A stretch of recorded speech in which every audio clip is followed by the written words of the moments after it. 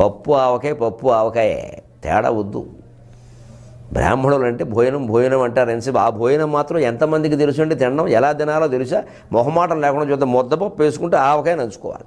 కలగలు పప్పు, మామిడికాయ పప్పు, దోసకాయ పప్పు లాంటివి వేసుకుంటే చల్లమిరపకాయలు నంచుకోవాలి.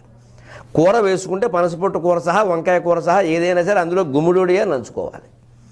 మళ్ళీ పచ్చడి వేసుకుంటే, గోంగూర పచ్చడి వేసుకుంటే ఎవరన్నా చూస్తుంటే పచ్చిమిరపకాయలు నంచుకోవాలి. ఎవరు చూడకపోతే పచ్చి ఉల్లిపాయలు నంచుకోవాలి. మనలో మన మాట ఎవరికి చెప్పకండి. ఆవకాయ వేసుకుంటే వెన్నపూస నంచుకోవాలి. పులుసు వేసుకుంటే అప్పడాలు నంచుకోవాలి. ముక్కలతో పాటుగా అప్పడాలు కూడా నంచుకోవాలి. మళ్ళీ మజ్జిగలోకి ఈ ఆవకాయ బాబుతో తిన్న పిచ్చి అట్టి పెట్టుకుని అది మజ్జిగలో నంచుకోవాలి. మొత్తం మీద నంచుకుందుకు 4 ఎకరాలు, అసలు వాటికి 6 ఎకరాలు అమ్మేయాలి. జీవితం అర్థమైంది. ఏం తక్కువ విషయం అండి.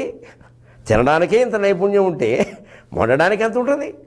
అంటే బ్రాహ్మణో భోజన ప్రియ అన్న మాకు ఏమీ ఇబ్బంది లేదు. అది మాకు యోగ్యతా పత్రం.